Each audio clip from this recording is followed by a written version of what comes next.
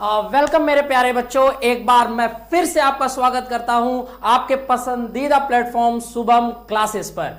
और मेरे प्यारे बच्चों, जैसा कि आप जानते ही हैं कि हम पिछले कुछ दिनों से एक आपका पसंदीदा चैप्टर त्रिभुज लेकर चल रहे हैं और त्रिभुज के कुछ एक्सरसाइज हम लोग कर चुके हैं और जिस एक्सरसाइज पर हम लोग इस वक्त चर्चा कर रहे हैं वो है 6.3। पिछला वीडियो अगर आपने इसका देखा होगा तो जिसमें हमने केवल इतनी छोटी सी बात की थी कि कैसे हम इस 6.3 में किस पर्टिकुलर रूल का ज्यादा इस्तेमाल करेंगे, तो हमने आपको बताया था कि 6.3 में समरूपता, त्रिभुज की समरूपता का इस्तेमाल बहुत होगा, जिसका हम लोगों ने आपको पिछले वीडियो में एक डिटेल समझाया था। फिर कुछ क्वेश्चंस भी बनाए थे। आज हम सीधे क्वेश्चन पे चलेंगे बच्चों और ज्यादा से ज्यादा प्रश्नों को करने की कोशिश करेंगे। तो आप लोग तैयार हो जाइए और चलते हैं बच्चों एक बहुत अच्छे टॉपिक पर, एक बहुत ही प्यारा चैप्टर जो आपके पॉइंट एग्जाम के दृष्टिकोण से बहुत ही इंपॉर्टेंट है और काफी सरल भी है। बच्चे इसे अगर चाहें तो बहुत अच्छे से कर सकते हैं अगर आप इस पर ध्यान देंगे तो।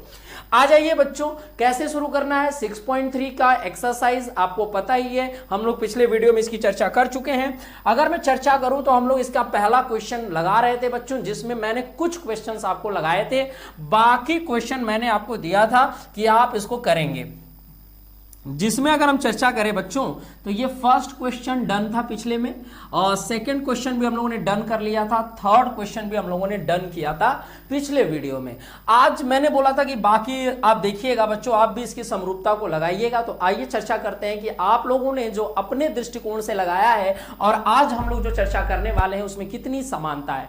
अगर आपने समझा होगा तो आपने निश्चित तौर पर बहुत अच्छा किया होगा। तो जल्द से जल्द करते हैं, फिर कुछ नए क्वेश्चन भी लेंगे बच्चों।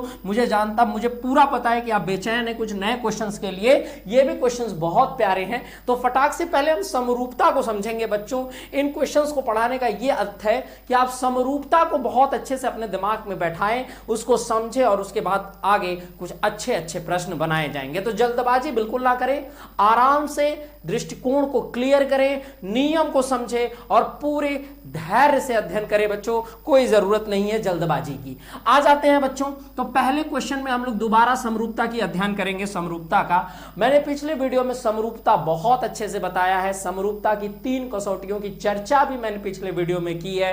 तो मैं बाकी बच्चों से रिक्वेस्ट करूंगा कि जो बच्चों ने पिछला वीडियो नहीं देखा है वो कृपया करके वो वीडियो देखकर ही आए, तो जिससे क्या होगा कि आपको ये समझने में बहुत आसानी होगी। दोबारा बताने में बच्चों थोड़ा समय का ध्यान रखना पड़ता है। तो आप वीडियो पढ़ा है प्लेलिस्ट में, कुछ करना नहीं है बच्चों, आप जाइए 6.3 का पहला लेक्चर अटेंड करिए, जिसमें मैंने बहुत अच्छे से केवल समरूपता को और इनके कुछ क्वेश्चंस कराए हैं जिससे आप समरूपता समझ सकें। आ जाइए बच्चों, सीधा चलते हैं क्वेश्चन नंबर 4 पे।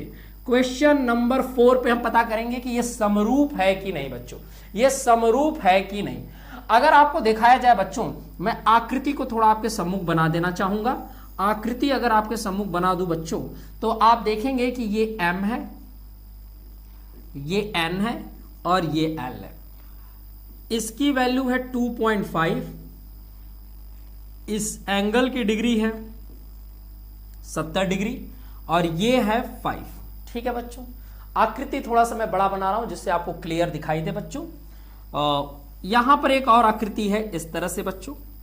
अगर हम चर्चा करें तो ये है 70 डिग्री, ये है 5 डिग्री और ये कितना है हमारा 10 डिग्री और इसका नाम है PQR। बताया गया है कि पता करना है बच्चों कि ये दोनों त्रिभुज समरूप हैं कि नहीं।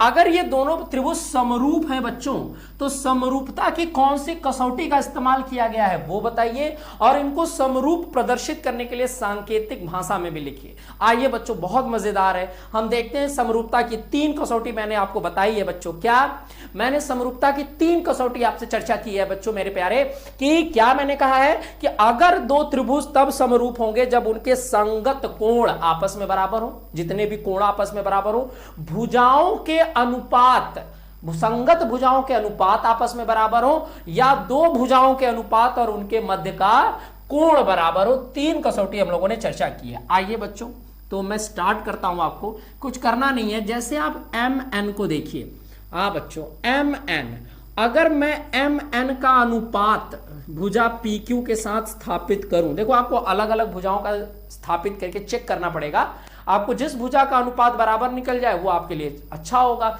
तो आइडिया लग जाता है बच्चों सवाल देखकर। एक बार आपने लगाया, नहीं लगा तो एक बार दूसरे से भी ट्राई करें जरूर, केवल एक के भरोसे ना रहें, सभी भुजाओं से उनका अनुपात चेक करें। लेकिन अगर आप थोड़ा सा भी कैलकुलेशन अच्छा करते होंगे तो निश्चित तौर पर पता चल जाता है कि किसके साथ किसको लेना है बच्चों। तो एम एन की वैल्यू हो जाएगी, देखो क्या 2.5, और यहां पर पी क्यू की वैल्यू क्या हो जाएगी बच्चों 5। अब आपको पता है बच्चों कि इसको कैसे करना है। दशमलव को अगर हम लोग चाहें बच्चों तो ये 50 नीचे 0 हो जाएगा, 25 से 50 कट जाएगा और इसकी वैल्यू आ जाएगी 1/2 हो गया बच्चों। मतलब एक भुजा का अनुपात आया 1/2। आ जाए बच्चों दूसरी भुजा का अनुपात अगर मैं यहां लिख दूं, आप थोड़ा ध्यान दीजिएगा, तो मैं ले लेता हूं ML, देखिए ML, और ML का संबंध में अनुपात लगा देता हूं QR से संगत। तो ML का मान 5 है और QR का मान 10 है बच्चों। आपने इसको काट दिया, ये भी मान आ गया 1/2। और तीसरा आपको तो पता है बच्चों कोण M और कोण Q बराबर है, यानी कोण M बराबर कोण Q के रीजन 70 डिग्री दोनों है। तो आपको तो पता है बच्चों क्या कि किसी भी त्रिभुज में दो भुजाओं के अनुपात बराबर हो। देखो ये भुजा और इस भुजा का अनुपात भी 1/2 है, और आप देखें बच्चों तो इस भुजा और इस भुजा का अनुपात भी 1/2 है, और इनके मध्य का कोण बराबर है। तो दोनों त्रिभुज समरूप हो जाएंगे, और समरूपता की जो कसौटी लगेगी बच्चों वो साइड एंगल साइड लगेगी। क्या लगेगी? साइड एंगल साइड, यानी ये हो जाएगा साइड एंगल साइड से समरूप होगा बच्चों। साइड एंगल साइड से, जो चौथा है बच्चों वो साइड एंगल साइड से समरूप हो जाएगा। अब इसको सांकेतिक रूप से कैसे प्रेजेंट करेंगे, that is the most important. ठीक है बच्चों, ये आपको थोड़ा ध्यान देना होगा कि हम इसको सांकेतिक संगत का जो हम प्रयोग करते हैं बार बार बच्चों की, संगत कोण, संगत भुजा, इस चीज को आप थोड़ा ध्यान में रखें कि जैसे आप इसका नामकरण करेंगे, जैसे इस त्रिभुज को आप प्रेजेंट करेंगे, वैसे ही ये भी संगत लिखना होगा। जिस भुजा का अनुपात जिस भुजा के साथ दिखाया उसका क्रम वैसे ही होना चाहिए बच्चों। तो आ जाइए, आपने इसको समझ लिया होगा, तो आप इसको देखिएगा। मैं यहां सांकेतिक भाषा में प्रेजेंट करने की कोशिश करता हूं बच्चों। सांकेतिक भाषा में मैं यहां लिखता हूं, देखिएगा थोड़ा ध्यान दीजिएगा। त्रिभुज, एक सेकंड बच्चों, त्रिभुज, हम कौन सा त्रिभुज ले रहे हैं पहले ये देखिए। त्रिभुज आपने लिया MN ले लो, चाहे NML ले लिया मैंने, त्रिभुज NML,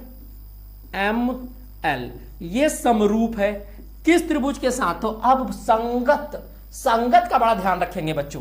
तो देखिए NM, जो MN या NM था उसको आपने किसके साथ अनुपात बिठाया था? PQ के साथ। तो आप भी यहां शुरुआत PQ से ही करिएगा, PQ। अब R ही बचा तो लिख दीजिए। तो इसका मतलब त्रिभुज NML ये सांकेतिक है, समरूप है त्रिभुज PQR का। संगत का क्या मतलब अर्थ है? संगत का क्या अर्थ है बच्चों? अब देखिए, आपने जैसे यहां NM, ये NM का संगत PQ के साथ बिठाया, देखो मैच कर रहा है बिल्कुल। ML का संगत आपने QR के साथ बिठाया, तो यहां भी क्रम देखिए मैच कर रहा है, बहुत बढ़िया। और कोण M बराबर कोण Q, कोण M बीच में है, कोण Q भी बीच में है, दोनों बराबर है। तो इसको कहते हैं सांकेतिक नामकरण, कि जैसी भुजा आपने वहां लिया वैसे ही प्रेजेंटेशन, वैसे ही संकेत में लिखना। आगे पीछे लिखने को गलत माना जाता है बच्चों, गलत हो जाएगा, क्योंकि संगत के नियम का उल्लंघन करेगा। संगत का मतलब होता है कि जैसी भुजा जिसके साथ आपने अनुपात बिठाया है, जिस कोण को जिस कोण के साथ बराबर दिखाया है, वो कोण उसी कोण के क्रम में आना चाहिए। तो उम्मीद है आपको समझ में आ गया होगा, हम लोगों ने इस पे चर्चा किया था। आते हैं, कुछ और क्वेश्चंस बचे हुए हैं बच्चों, फटाक से उसको भी देखते हैं, फिर अगले कुछ महत्वपूर्ण प्रश्न की तरफ हम लोग चलेंगे। ये आपको समरूपता को बहुत अच्छे समझने में मदद करता है, इसलिए इस क्वेश्चन को बहुत ध्यान से हम बता रहे हैं, और आप भी कृपया बहुत ध्यान से देखें, जिसे समरूपता का दृष्टिकोण एकदम सा क्लियर हो जाए, तो बाकी क्वेश्चन लगाने में भी आपको बहुत मजा आने वाला है बच्चों। क्लियर है? आइए नेक्स्ट क्वेश्चन की तरफ चलते हैं हम लोग। अगला क्वेश्चन देखते हैं। आइए बच्चों, नेक्स्ट आपके स्क्रीन पर अगला क्वेश्चन है, ये आप इसको देख सकते हैं।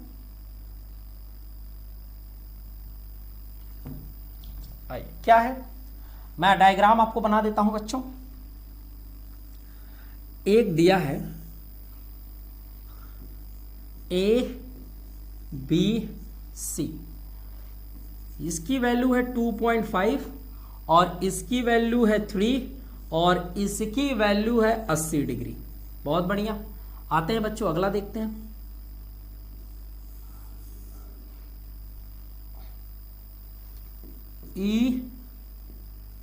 EFD, ये देखिएगा बच्चों 5, ये 6 और ये कितने डिग्री का है? 80 डिग्री का। क्लियर बच्चों? क्लियर है? आ जाओ। तो अब इसमें क्या हम लोग को समरूपता लगाना है। क्या लगाना है बच्चों?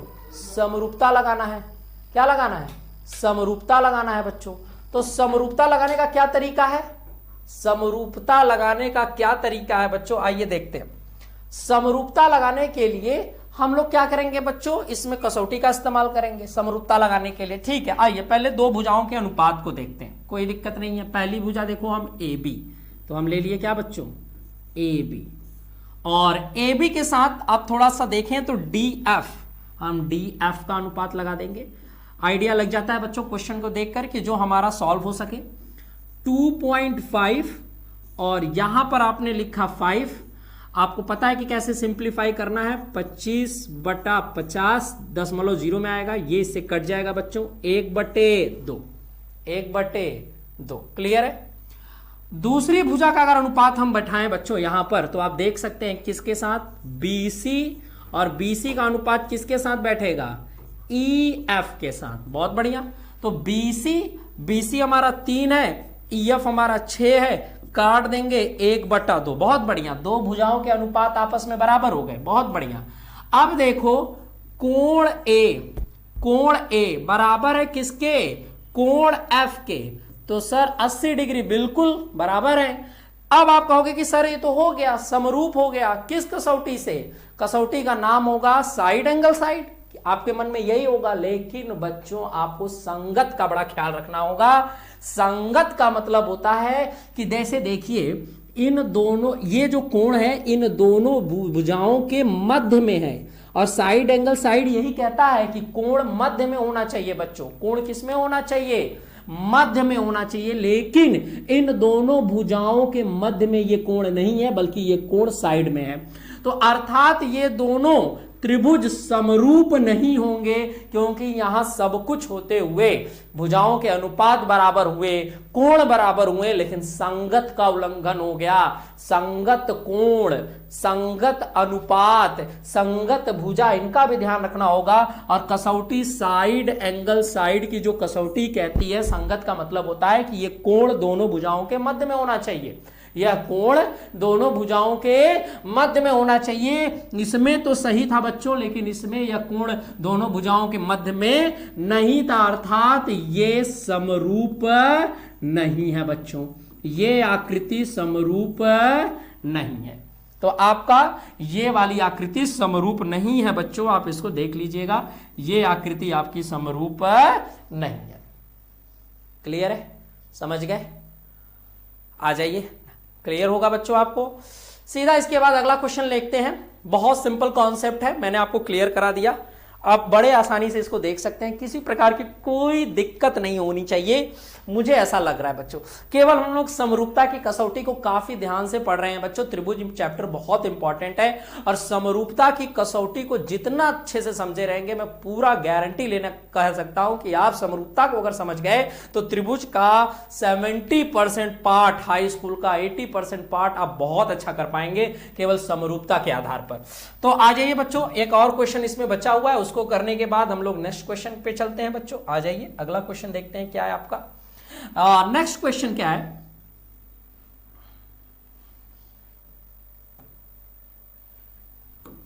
आ जाइए बच्चों, नेक्स्ट क्वेश्चन है आपके सामने DEF।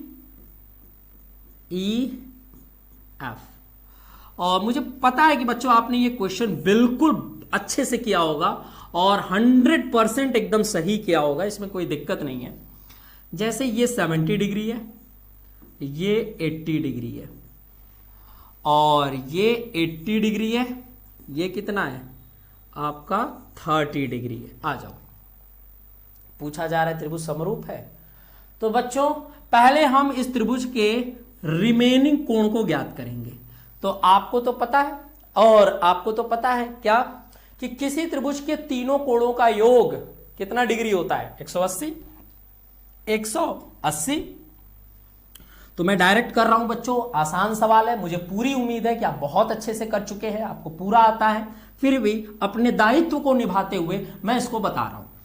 80 और 70 को अगर जोड़ेंगे बच्चों तो 150, 150, और हमें मालूम है त्रिभुज के तीनों कोणों का योग 180 होता है। तो जब 150 ये पहले से हो गया तो ये बचा हुआ कितने डिग्री का हो जाएगा? 30। इधर आ जाओ, 80 और 30 110 होता है, और बचा हुआ कोण कितने डिग्री का? 70। और तुम्हें, आपको बच्चों भली भांति पता है, एकदम अच्छे से पता है, मुझे पूरा विश्वास है कि किसी भी त्रिभुज के अगर तीनों कोण, संगत कोण अगर आपस में बराबर हो, किसी भी त्रिभुज के तीनों संगत कोण आपस में बराबर हो, तो वो त्रिभुज समरूप होता है। 70 70 डिग्री, 80 80 डिग्री, 30 30 डिग्री, मतलब तीनों कोण बराबर है, तो ये त्रिभुज आपस में क्या हो गए? समरूप हो गए। और इसका सांकेतिक नामकरण अगर हम लोग करें, तो अगर आप इसका सांकेतिक नामकरण करें तो उससे पहले अगर आप दिखाना चाहते हैं तो दिखा सकते हो कि कोण डी बराबर है बच्चों कोण पी के, कोण E बराबर है कोण Q के, और कोण F बराबर है कोण R के। तो आपको पता है कि तीनों बराबर है, तो सांकेतिक त्रिभुज DEF समरूप होगा त्रिभुज। यहां का नामकरण बहुत अच्छे से करिएगा। D किसके बराबर था? P के, तो पहले नंबर पे D, तो यहां P। E किसके बराबर है? Q। E तीसरे नंबर पे है तो Q, और F तीसरे नंबर पे है तो R भी तीसरे नंबर पे। ये हो गया सांकेतिक नामकरण। और बच्चों इस प्रकार ये दोनों त्रिभुज समरूप हैं। कसौटी बताने की जरूरत नहीं है मेरे प्यारे बच्चों को, क्योंकि वो स्मार्ट है, समझ रहे हैं एंगल एंगल एंगल। मुझे पूरा विश्वास है आपको ये पता है, लेकिन अपने दायित्व को निभाना बहुत जरूरी है बच्चों, तो इसलिए मैंने आपको बता दिया। अब चलते हैं, आपको ये क्वेश्चन मैंने क्लियर करा दिया। अब आते हैं नेक्स्ट क्वेश्चन की तरफ, कुछ अच्छे क्वेश्चन की तरफ जो समरूपता के लिए और मजेदार है और समरूपता को समझने में बड़ा मजा लेते हैं। आइए, तो आइए अगला क्वेश्चन ये रहा स्क्रीन पर। मजा आएगा बच्चों, आप भी तैयार रहिए, समरूपता को समझने में और बहुत मजा आने वाला है। आ जाइए, इस पे देखते हैं क्या करना है। तो ये जो क्वेश्चन है ये काफी आसान क्वेश्चन है बच्चों, आप देखते हैं, पहले डिटेल समझाते हैं। दिया है कि आकृति 6.35 में DOC और त्रिभुज BOBA, यहां समरूप का चिन्ह लगा लेना बच्चों, ये समरूप है, ये दोनों त्रिभुज DOC और OBA, एक सेकेंड, नाम थोड़ा सा देख लीजिएगा, DOC और OBA नाम में सवाल को थोड़ा सा मैच करा लेते हैं बच्चों, नामकरण सही होना चाहिए जिससे कोई दिक्कत ना हो आपको। तो इन दोनों त्रिभुजों का थोड़ा सा बच्चों क्वेश्चन को एक बार मैं देख लेता हूं, तो जिससे लगे कि हाँ क्वेश्चन राइट है। आ जाइए, तो आप देख ही रहे हैं कि इसमें क्या करना है हम लोग को। समरूपता लगाकर, समरूपता लगाया हुआ है, केवल हमें चेक करना है कि इसमें क्या डिग्री है, क्या कोण है, इसमें पूछा गया है। सवाल को थोड़ा सा चेक किया जा रहा है बच्चों, बस 2 मिनट 1 सेकेंड का समय लगेगा। मैं सवाल के नेमिंग्स को बस देख लेना चाहता हूं बुक से, जिससे ये क्लियर रहे कि सवाल में क्या है। बिल्कुल बिल्कुल, OD, आ जाओ, बिल्कुल सवाल एकदम सही है बच्चों। ODC समरूप है त्रिभुज OBA, बिल्कुल। समरूपता में बच्चों नाम को थोड़ा ध्यान देना होता है, संगत वाली बात होती है, अगर नाम में थोड़ी भी त्रुटि हुई तो आप थोड़ा सा परेशानी झेल सकते हैं। आगे BOC 125 है बच्चों, BOC 125 डिग्री दिख ही रहा है बच्चों, बिल्कुल ये है आपका BOC 125 डिग्री का, दिख रहा होगा आपको 125 डिग्री का, बिल्कुल बिल्कुल। और CDO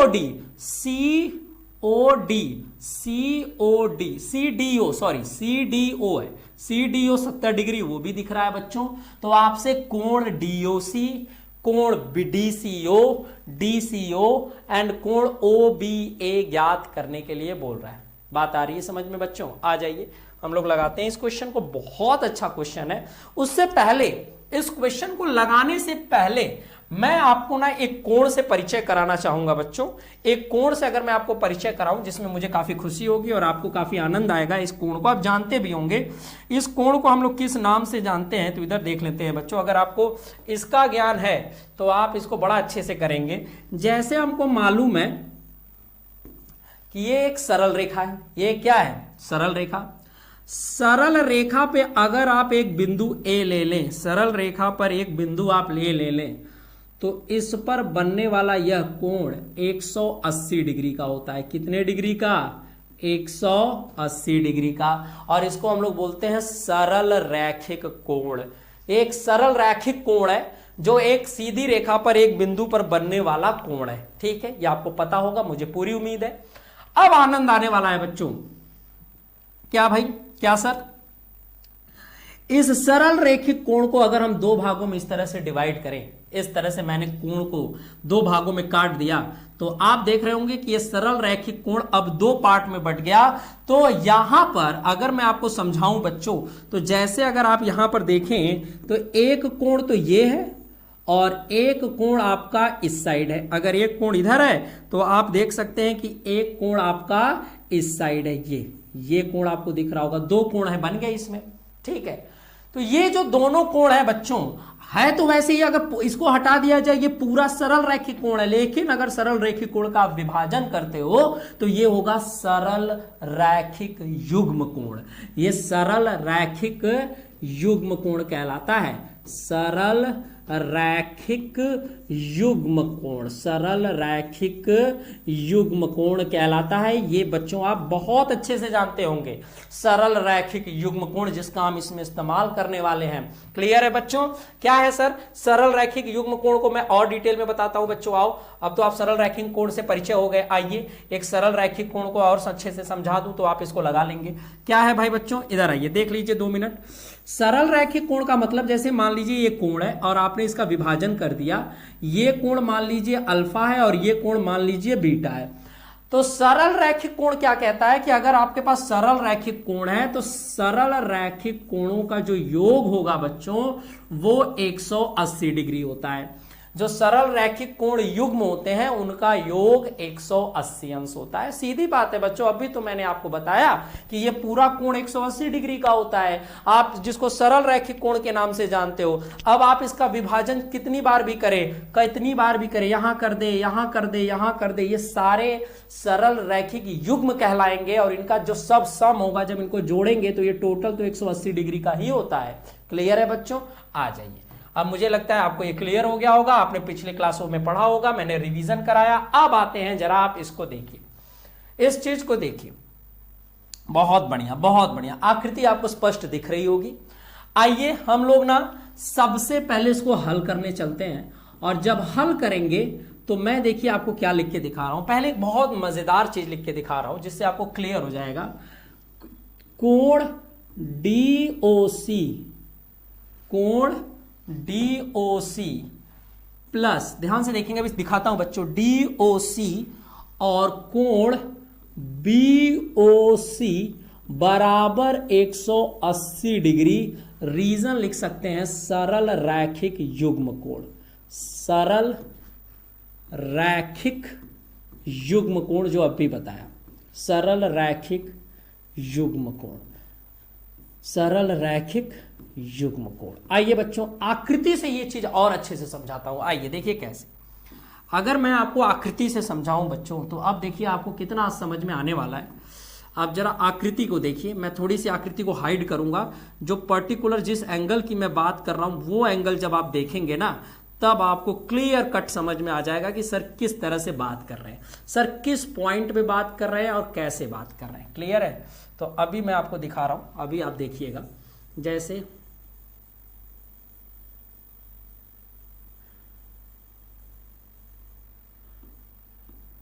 ये देखिए, आप पर्टिकुलर ये लाइन देख रहे हैं।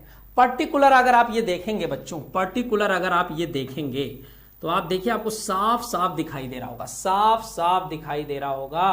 क्या दिखाई दे रहा है भाई? साफ साफ दिखाई दे रहा होगा। देखिए साफ साफ कि हम लोग किस पर बात करें। ये देख रहे हैं, एक सीधी लाइन है बच्चों, एक सीधी लाइन है। आप देखिए, देखिए मैं आपको थोड़ा सा इंडिकेट कर रहा हूं, ये देखिए, ये एक सीधी लाइन है, बिल्कुल दिख रही है बच्चों, सीधी लाइन। और उस पर हमको मालूम है कि ये देखो इस तरह से विभाजन किया गया है, ये कोण आपका 125 डिग्री का है, और ये DOC मुझे नहीं पता, ये मुझे पूछा गया है। तो लेकिन अगर आप देखो तो ये सरल रैखिक युग्म कोण के जैसा दिख रहा होगा बच्चों। इस कोण और इस कोण का सम 180 डिग्री होगा, बिल्कुल दिखाई दे रहा है, दिखाई दे रहा है। देखो DOC BOC, DOC और BOC, बिल्कुल मैंने एकदम स्पष्ट कर दिया है बच्चों आपको आकृति से। आपको कहां काम करना है आपको दिखाई दे रहा होगा, बिल्कुल, बहुत अच्छे। आपको ये समझ में आ गया होगा बच्चों। तब आप आते हैं कि हाँ ठीक है सर, समझ गए कि ये आपने कैसे लिखा। तो अब हमको तो पता है बच्चों क्या, कि DOC प्लस BOC का मान देखो गिवन है 125 डिग्री, तो आप यहां रख सकते हो 125 डिग्री बराबर ये कितने डिग्री है, 180। रीजन आपके सामने है। अब हम लोग पंचांतर कर देंगे, DOC तो 125 इधर आ जाएगा, 180 माइनस 125। अब आपको मालूम है बच्चों क्या, माइनस करेंगे तो 10 में से 5 गया 5, और 17, यहां 8 में से 1 गया तो 17, 17 में से 12 गया 5, यानी 55 डिग्री। कितने डिग्री बच्चों, 55 डिग्री। यानी DOC का मान कितने डिग्री हो गया बच्चों, 55 डिग्री। एकदम आसानी से, बड़ा मजा आया बताने में। क्लियर है बच्चों, आपको समझ में आया बहुत अच्छे से। अब यहां पर पर्टिकुलर ये नहीं समझना है बच्चों, ये तो कैलकुलेशन है, ये इसमें तो आप स्मार्ट हो। असली चीज यही है, सरल रैखिक युग्म कोण कैसे लगा, क्या कॉन्सेप्ट था सर, डायग्राम को कैसे पकड़ा गया, वो चीजें मैंने आपको बताई आकृति से। क्लियर है बच्चों। तो आपने क्या किया, DOC की वैल्यू ढूंढ ली। किसकी वैल्यू ढूंढ ली बच्चों, DOC की, जो आपके स्क्रीन पर है, आप चाहो तो देख सकते हो। अब हम लोग चर्चा करेंगे DCO की, चर्चा करेंगे। DCO आपको दिख ही रहा होगा, तो मैं यहां पर हटा रहा हूं बच्चों। क्लियर है, ये आपने देख लिया होगा, स्क्रीनशॉट ले सकते हैं या फिर वीडियो को पॉज करके आप इसको नोट्स में बना लीजिएगा। अब हम लोग चर्चा करते हैं नए एंगल की। तो नए एंगल की अगर हम लोग चर्चा करें बच्चों, नए एंगल की, तो देखिए कितना मजेदार है, कितना मजेदार है, मैं आपको बताता हूं कितना मजेदार है। आप खुद मस्त हो जाएंगे बच्चों इस क्वेश्चन को देखकर। क्वेश्चन लगाने का आनंद लीजिए, क्वेश्चन लगाने का आनंद लीजिए, या फिर आप सीखेंगे बच्चों बहुत बढ़िया गणित में। क्या है, आइए सर इधर देखिए, मैं आपको बता रहा हूं कि हम लोगों ने जिस एंगल की बात कर रहे हैं, मैं आपको आकृति से समझा रहा हूं, मैं आपको आकृति से बता रहा हूं। आकृति हाइड करूंगा तो आपको वो पर्टिकुलर ट्रायंगल दिखेगा जिसमें मुझे वर्क करना है। इधर आ जाइए, थोड़ा सा आप आकृति को ध्यान दीजिएगा बच्चों। ये मैं आपके लिए इसलिए कर रहा हूं जिससे आप आकृति को खूब अच्छे से समझें कि सर किस आकृति में बात कर रहे हैं। ये ट्रायंगल दिख रहा है बच्चों, आपको आकृति में दिख रही होगी ट्रायंगल साफ साफ, बिल्कुल बिल्कुल, ODC। देखिए कितना अच्छा सा, देखिए आकृति आपके सम्मुख है, त्रिभुज है, ये त्रिभुज है बच्चों, और आपको मालूम है कि त्रिभुज के तीनों कोणों का योग 180 डिग्री होता है, त्रिभुज का प्रमेय है। तो 3 कोण है इसमें बच्चों, हम लोग लिख देते हैं। देखिए पहला लिख देते हैं त्रिभुज, एक सेकेंड बच्चों आ जाएगी। अब देखिए हम लोग किसका इस्तेमाल करने वाले हैं, त्रिभुज। कौन सा त्रिभुज सर, DOC में, त्रिभुज DOC में। ध्यान से देखेंगे बच्चों, त्रिभुज के तीनों कोणों का योग 180 डिग्री होता है, अर्थात कोण DOC, देखो DOC, दूसरा कोण ODC, देख लो एकदम अच्छे से दिखाई दे रहा है, ODC। त्रिभुज में 3 ही कोण होते हैं बच्चों, और उनका नाम लिख रहा हूं बस, DOC ODC, प्लस DCO, कोण DCO बराबर 180 डिग्री। सब जानते हैं बच्चों को पता है कि अगर उन्होंने थोड़ा भी त्रिभुज के बारे में पढ़ा है, थोड़ा भी त्रिभुज का नियम पढ़ा है, तो ये सभी लोग पहले यही बोलते हैं, त्रिभुज की 3 भुजाएं, 3 कोण, और तीनों कोणों का सम 180 डिग्री। तो ये आपको बहुत पहले से ही पता होगा बच्चों, उसी का इस्तेमाल हम लोग कर रहे हैं। आ जाओ बच्चों, तो DOC सर, DOC अरे बेटा अभी तो हम लोगों ने डीओसी निकाला था 55 डिग्री, याद है आपको? अभी मैंने निकाला था डीओसी कितने डिग्री का था? 55 डिग्री। याद करो, डीओसी 55 डिग्री। और सीडीओ देखो यहां दिया हुआ है, सीडीओ एक सीडीओ यानी सीडीओ कितने डिग्री का? 70 डिग्री का। और हमको कोण डीसीओ निकालना ही है, डीसीओ निकालना ही है, निकल जाएगा। आ जाओ भाई, 180 डिग्री। 70 और 55 को जोड़ेंगे, 7 5 12, 125 डिग्री। कितना मजेदार है। और DCO बराबर 180 डिग्री। ये 125 अब इधर आएगा बच्चों, ये 125 इधर आ जाएगा, आएगा कि नहीं आएगा? बिल्कुल सर, पंचांतर हो जाएगा।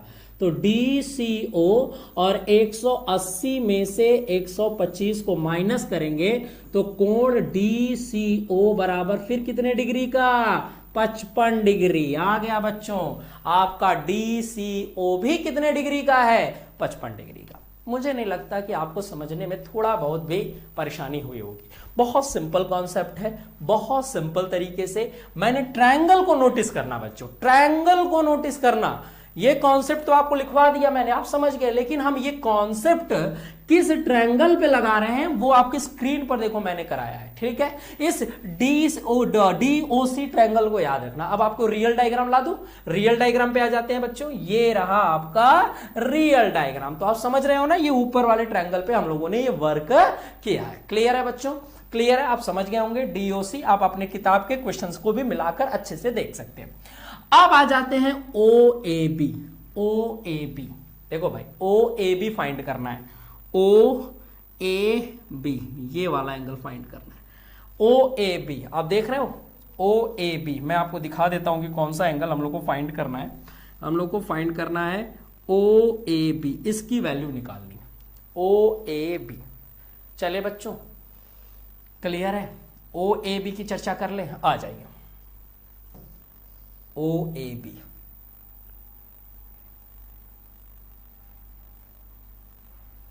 आ जाओ। OAB में कैसे होगा बच्चों, कैसे हल करेंगे? देखिए, हम लोग को एक चीज गिवन है। क्या गिवन है बच्चों? कि जो दोनों त्रिभुज हैं, ये जो दोनों त्रिभुज हैं ये समरूप हैं। देखो दिया हुआ है, तो त्रिभुज ODC, एक सेकेंड बच्चों नाम गलत हो गया, त्रिभुज ODC समरूप है त्रिभुज OBA। OBA ये दिया हुआ है बच्चों, आप बिल्कुल देख रहे होंगे, ये दिया हुआ है। ये क्या है? दिया है। अगर कोई त्रिभुज पहले से ही समरूप है बच्चों तो क्या बात हो गई? क्या बात हो गई? सीधी बात, अगर दो त्रिभुज समरूप हैं तो उनके सभी संगत कोण दूसरे त्रिभुज के संगत कोणों से बराबर होंगे। मतलब उन दोनों त्रिभुजों के संगत कोण आपस में बराबर होंगे बच्चों। यही नियम है, बिल्कुल। संगत का मतलब आपको पता है, जैसा यहां वैसा यहां, ठीक है? अर्थात अगर हम लोग यहां लिखें तो देखें बच्चों, तो हमको पता है कि ये जो C है वो एक एक संगत है। C किसके संगत है? A के संगत है। C किसके संगत है? A के संगत है। अर्थात कोण OCD बराबर होगा किसके? कोण OAB के। देख लो, OAB के। भाई नाम समरूप है तो संगत, जैसे का तैसा। संगत का मतलब जैसे का तैसा। क्लियर है बच्चों? तो आ जाइए देख लीजिए, तो ये हो गया हमारा समरूपता का एक नियम होता है कि अगर दो त्रिभुज समरूप है बच्चों, दो त्रिभुज समरूप है तो उनके सभी संगत कोण आपस में बराबर होंगे। संगत का मतलब जैसा क्रम यहां है वैसा क्रम यहां होगा। तो कोण OCD का मान देखो बच्चों, आपने पहले ही निकाल रखा है 55 डिग्री। अर्थात कितने डिग्री? 55 डिग्री। कौन? कोण OAB आ गया बच्चों, 55 डिग्री। तो आप देख रहे हैं बच्चों, काफी मजा आया। आपने देखा कितना अच्छा लगा आपको ये पढ़ाने में। तो आप लोग भी थोड़ा मेहनत करें और इस तरह के प्रश्नों को जरूर लगाएं बच्चों। हम लोग अगले वीडियो में मिलेंगे एक नए इसी नए क्वेश्चन के साथ, नए कॉन्सेप्ट के साथ। काफी आनंद आने वाला है। तब तक के लिए जुड़े रहे और अब मैं आपसे बाय बाय विदा लेता हूं। अगले क्लास में फिर इसी एनर्जी के साथ मिलेंगे। तब तक